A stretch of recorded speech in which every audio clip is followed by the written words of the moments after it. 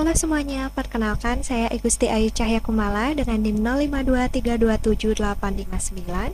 Pada kesempatan kali ini, saya akan mendemonstrasikan tugas 1 dari mata kuliah pemrograman berbasis desktop.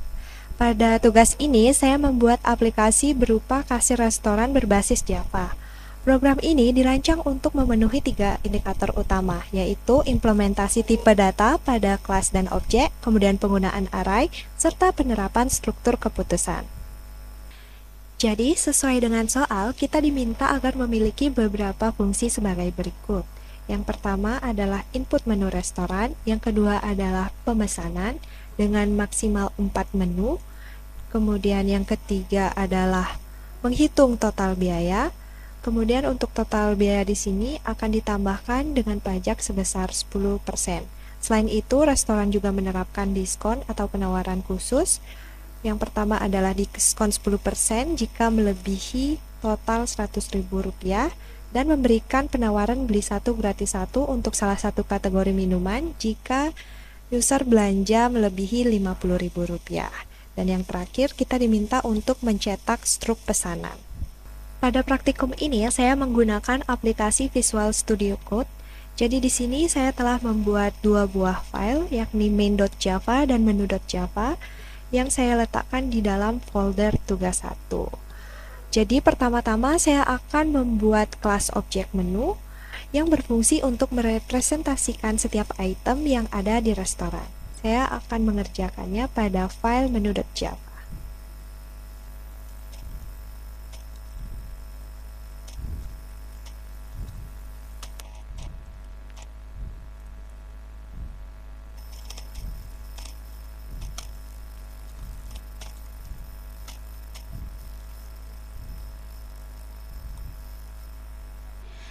Jadi di sini saya menggunakan beberapa atribut yakni ID, nama, harga, dan juga kategori.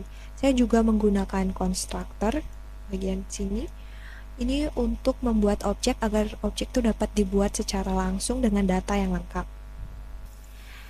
Baik, kemudian pada file main.java di sini saya akan menuliskan logic dari aplikasi yang akan saya buat.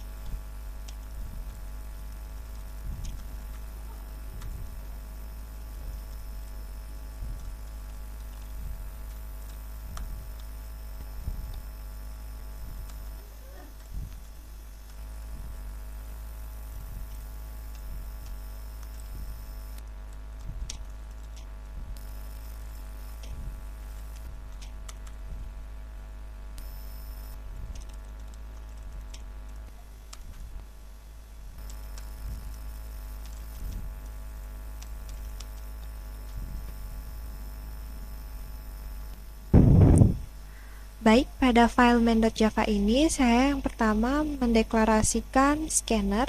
Jadi ini untuk menerima inputan dari pelanggan. Kemudian di sini saya membuat array of object. Di sini saya membuat dua buah. Yang pertama untuk menu makanan, yang kedua adalah untuk menu minuman.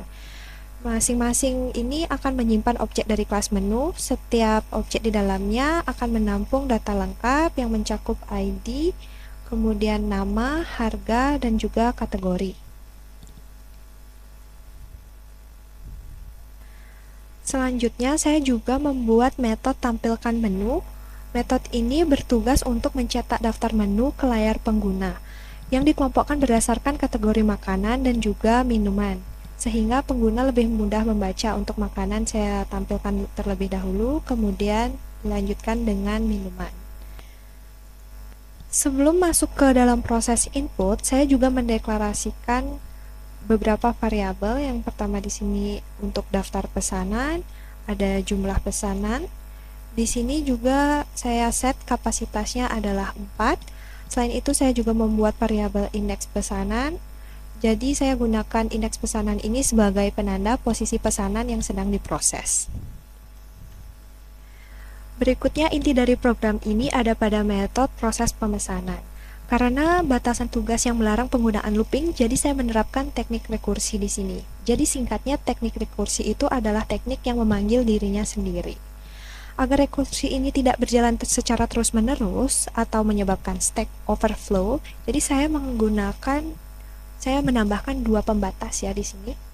Jadi yang pertama adalah ini pengecekan indeks pemesanan jika lebih besar atau sama dengan 4. Ini adalah kondisi batas maksimal jika array pesanan sudah terisi 4 menu, program akan berhenti untuk memanggil dirinya sendiri secara otomatis. Kemudian yang kedua adalah metode tanya lagi. Jadi pada metode ini saya memberikan kendali kepada pengguna. Jika pengguna sudah memilih N atau No, alias tidak ingin memesan lagi, maka rekursi juga akan terputus secara otomatis. Kemudian pada proses pemesanan ini saya juga memanggil metode lain, yakni metode getMenuById. Jadi bisa kita lihat pada metode ini saya mengimplementasikan if tunggal yang berurutan untuk menyeleksi dan mengembalikan objek menu yang sesuai dengan ID yang dikirimkan oleh pengguna. Jadi ini parameternya. Kemudian kembali lagi ke proses pemesanan. Setelah berhasil mendapatkan menu yang dipilih oleh pengguna, di sini saya juga mengimplementasikan nested loop bagian ini. Jadi di sini akan dicek apakah menunya ada atau tidak. Jika menunya sudah sesuai, maka data akan disimpan ke dalam array. Namun apabila ID tersebut tidak valid, dia akan masuk ke blok else ini dan menampilkan pesan ID tidak ditemukan. Kemudian dia akan memanggil dirinya sendiri, yakni metode proses pemesanan. Kemudian di sini saya juga membuat sebuah static method ya untuk menghitung subtotal. Jadi di sini saya menggunakan aritmetika seperti ini. Kemudian saya memanggil metode getHarga.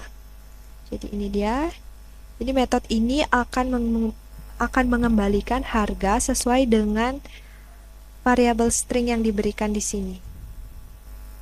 Baik, jadi metode itu tentunya akan mereturn harga yang sesuai dengan nama menu yang diberikan. Kemudian setelah mendapatkan harganya, dia akan dikalikan dengan jumlah pesanan dan lalu disimpan ke dalam variabel sub ini. Oke, berikutnya adalah metode cetak struk. Jadi metode ini akan menampilkan pesan kepada pelanggan di mana formatnya saya buat seperti ini, meliputi daftar pesanan, jumlah pesanan, dan juga harga. Kemudian di sini saya menghitung pajak 10% dari subtotal.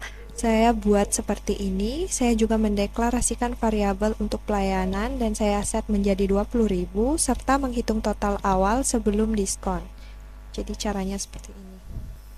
Lalu untuk logika diskon dan juga promo, di sini saya juga mendeklarasikan variabel diskon di mana saya set di awal sebagai 0.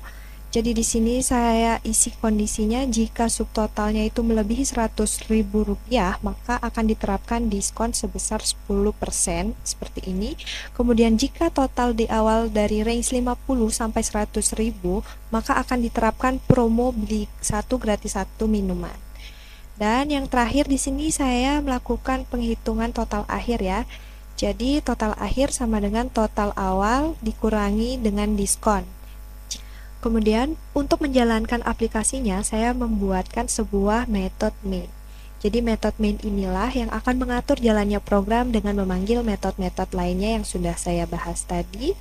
Jadi mulai dari menampilkan menu, proses pemesanan, hitung subtotal, dan juga mencetak struk. Sekarang saya akan coba menjalankan aplikasinya lewat terminal. Jadi kita buka dulu. Di sini tentunya kita harus masuk ke directory projectnya, kemudian jalankan perintah java main java, nama filenya ya.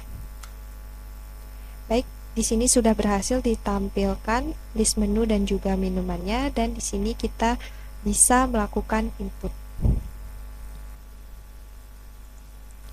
Baik, pada demo kali ini saya akan menjalankan 3 buah skenario. Tentunya yang pertama tidak mendapatkan diskon dan promo, jadi saya akan coba inputkan item nasi goreng dengan ID 1, saya akan pesan 1.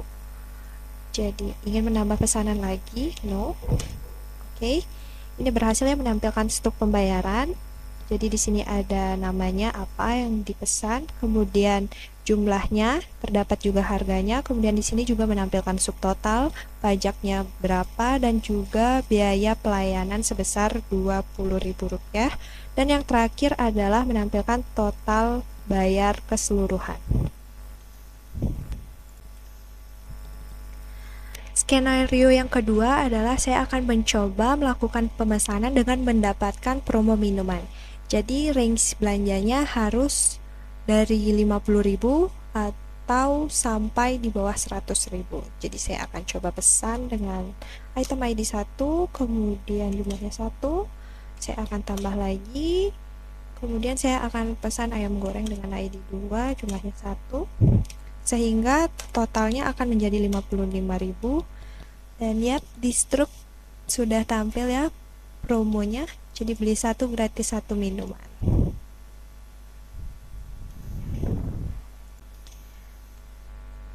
Baik, untuk skenario yang terakhir, saya akan mencoba untuk mendapatkan diskon sebesar 10%. Jadi caranya kita harus melakukan pemesanan di atas 100.000. Jadi saya akan coba pesan item ID 1 sebanyak 3. Kemudian saya akan tambah lagi dengan item kedua. Saya akan coba pesan 3 juga. Baik, pada struk pembayaran dapat dilihat karena totalnya adalah 165.000, jadi ini akan mendapatkan diskon sebesar 10%. Baik, dari ketiga skenario tersebut, saya sudah berhasil menerapkan logika untuk mendapatkan diskon dan juga promo. Jadi demikianlah video berpraktikum saya. Apabila ada kesalahan, saya mohon maaf. Terima kasih.